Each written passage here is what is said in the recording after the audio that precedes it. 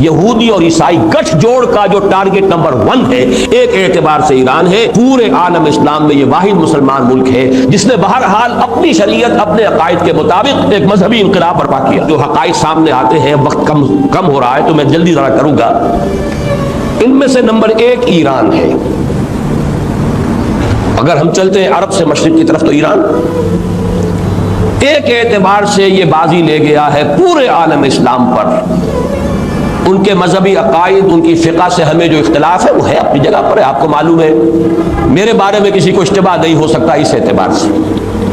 میری جس درجے دشمنی رکھی گئی ہے، جس طرح میرے سر کا جو ہے مطالبہ ہوتا تھا. 2 ہی آدمی تھے پاکستان میں کہ جن کے سر مانگے گئے، ایک کراچی کے وہ شاہ بلیغ الدین صاحب اور ایک نے. تو اس حوالے سے وہ اپنی جگہ پر اختلاف ہے، لیکن اس حقیقت کا اعتراف کیے بغیر نہیں رہا جا سکتا. پورے عالم اسلام میں یہ واحد مسلمان ملک ہے جس نے بہرحال اپنی شریعت اپنے عقائد کے مطابق ایک مذہبی انقلاب برپا کیا.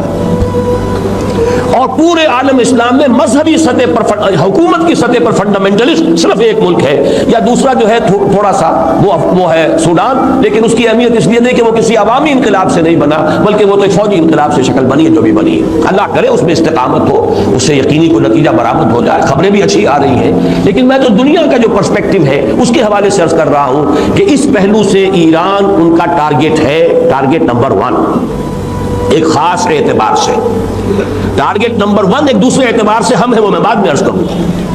چونکہ حکومت کی سطح پر فنڈامنٹلزم ہے اور وہ آیا ہے ایک عوامی انقلاب کے نتیجے میں، پھر ان کے پاس تیل کی دولت ہے. اس کے خلاف اکنامک سینکشنز بھی ہو جائیں تو اگر لیبیا کھڑا ہو سکتا ہے تو بہرحال وہ بھی کھڑا ہو سکتا. اور نقشہ وہ دنیا کو دکھا چکا ہے کہ لڑا دے ممولے کو شہباز. یہ نقشہ بھی اس نے دکھا دیا.